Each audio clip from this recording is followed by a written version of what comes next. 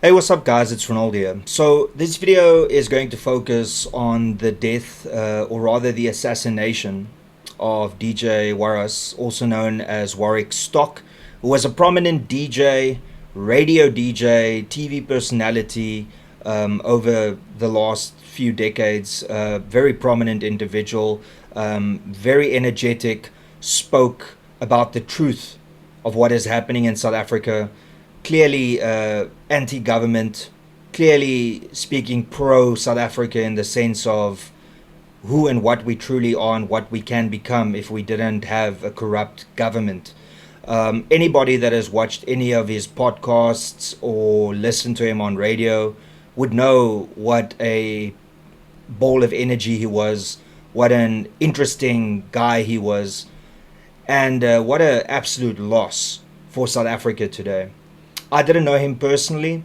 I know that we hung around in the same circles. He also appeared on Truth Report a couple of times. And even though I didn't meet him personally, I watched his podcasts. I enjoyed watching what he had to say about what is going on in South Africa, especially with his take. And it is just so bitterly disappointing that we lost somebody of his caliber on Reconciliation Day in South Africa. The irony is not lost on me, by the way. And ultimately, it just speaks to what a violent country we are. You know, we tend to forget very quickly how many murders happen in this country every single day. And we try to put it in the back of our minds, or we try to forget about it because it's not us, it's not our family, until it is. Until it's close to home. And at what point do we as South Africans start asking the difficult questions from the government?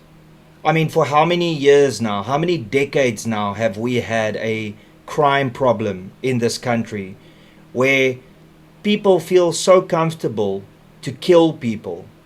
The information surrounding his death is still a little bit sketchy, but more than one person has confirmed that he was on site in central Johannesburg in the CBD. He owns a security company. He was there looking at one of the buildings, probably making sure that it wasn't being invaded or that illegals were living in the building, trying to occupy it.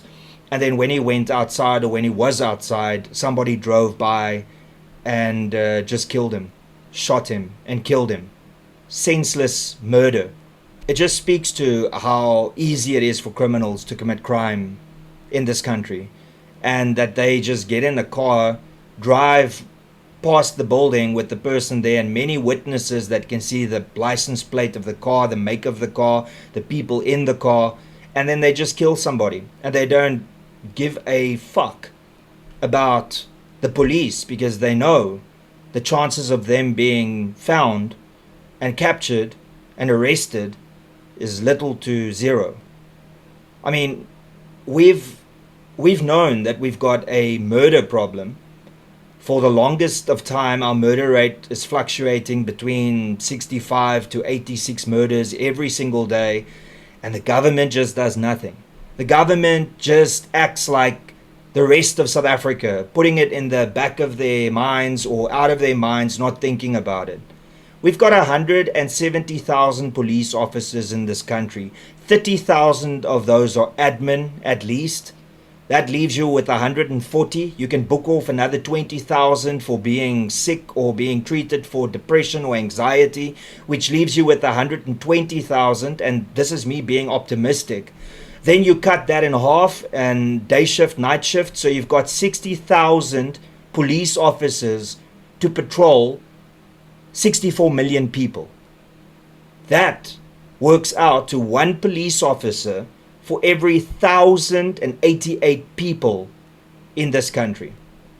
Now think about that for a second. Imagine that you are a police officer looking at 1,000 people.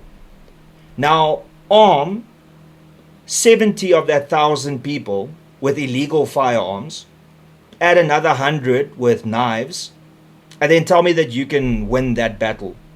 with the 1,000 people that you need to protect, patrol, ensure that they aren't breaking the law? How is that possible? How are you ever going to win the battle against crime when firstly you underfund the police, you don't have enough police officers, and they aren't trained well enough to tackle this insane crime that we have in this country? That is why somebody like DJ Warras died today. Because criminals aren't scared of the police. Criminals aren't scared of the government. Because a lot of the people in government are criminals. At what point are we going to say enough is enough? Are we going to wait until it's you? Until it's one of your family members? Because that's how we live in this country. I mean, just the murder rate on its own is one of the highest in the world. We're not even talking about attempted murders, which is double what the murder rate is. So when we talk about 63 murders a day in this country, then you know that double that amount is attempted murders. So there's 126 attempted murders a day. If those people were all successful, then we would have a murder rate that's close to 190 to 200 murders a day in South Africa. We're also not talking about hijackings. We're also not talking about armed robberies. We're not talking about gender-based violence. We're not talking about rape. If you add all of that up, then this country is one of the most violent countries in the world. More violent than war zones, active war zones. If you talk about Israel and Palestine, do you know that over the same period of time, more people were killed in South Africa than in Israel, Palestine? That's an active war zone where they were bombing each other. Please tell me that we don't have a problem in this country. But you know what? Mainstream media would rather focus on racist events. Mainstream media would rather focus on what Donald Trump has to say, or what AfriForum is doing, or what great thing the deputy president of the country said about another country.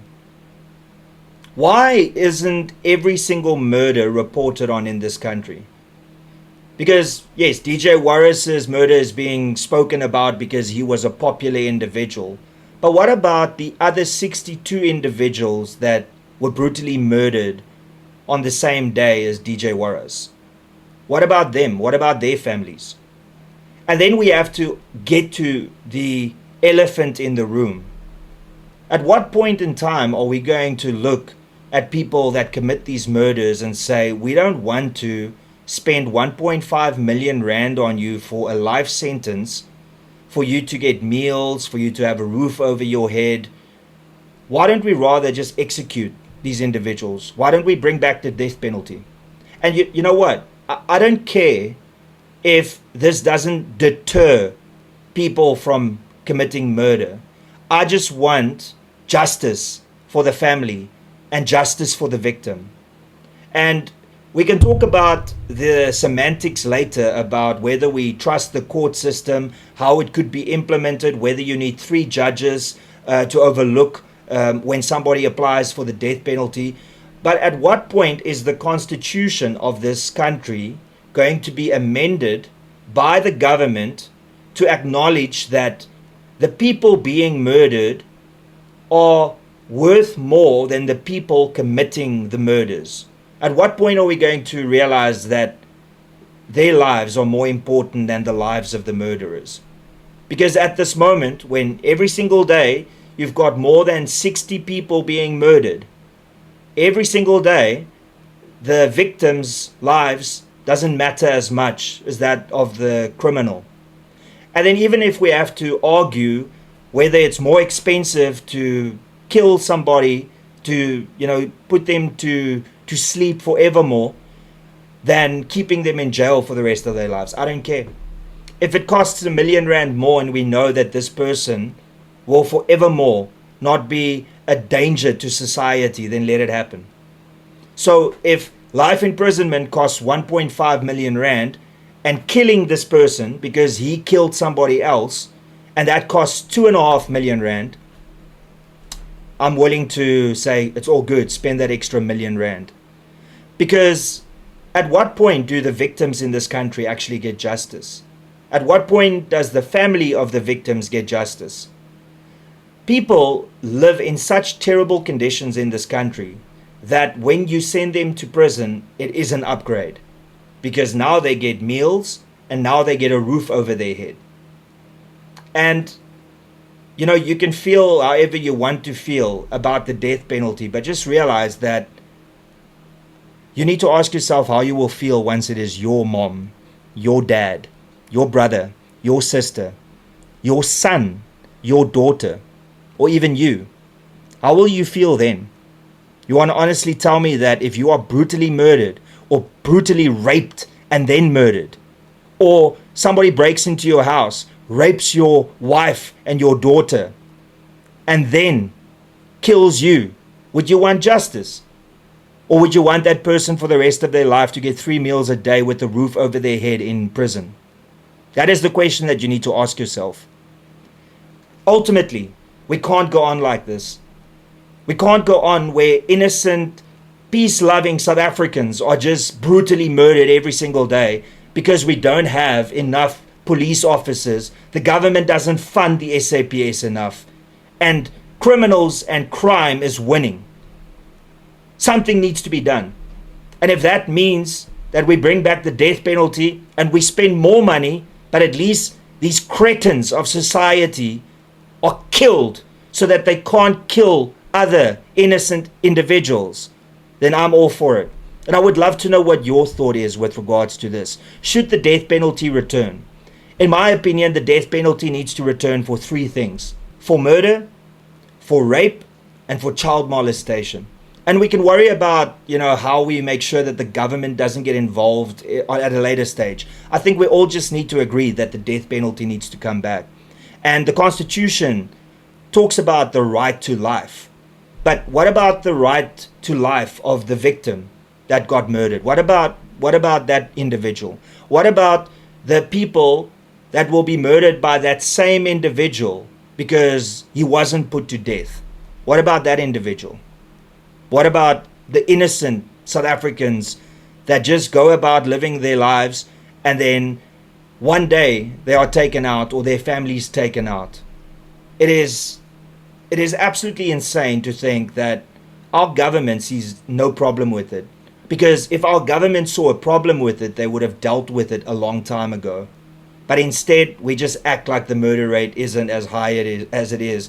We act like crime isn't this cancer on our society. We just act like none of these things are happening until it happens to you. So to conclude this video, Warras, may your soul rest in peace, brother. And to your family, may they eventually, over time, come to grips with what happened to you. And may God bless them. And to the person that assassinated you, may karma hit him very, very hard, very, very soon. And I'm not talking about being arrested or being imprisoned. And that's pretty much all I got to say. Thank you so much for tuning in. Be sure to subscribe to this channel, share this video far and wide, and please, let's spread the word about Warras. Let's unite around the senseless death, this senseless assassination of a great human being that had a lot to offer to South Africa and South Africans, that made South Africa a better place. Let's keep him and his family in our thoughts. And that's all I got to say. Till later, everybody. Cheers and peace out.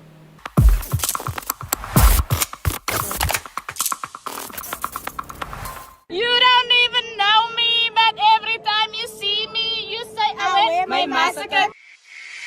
You don't even know me, but every time you see me, you say, I wear my massacre. I wear my massacre.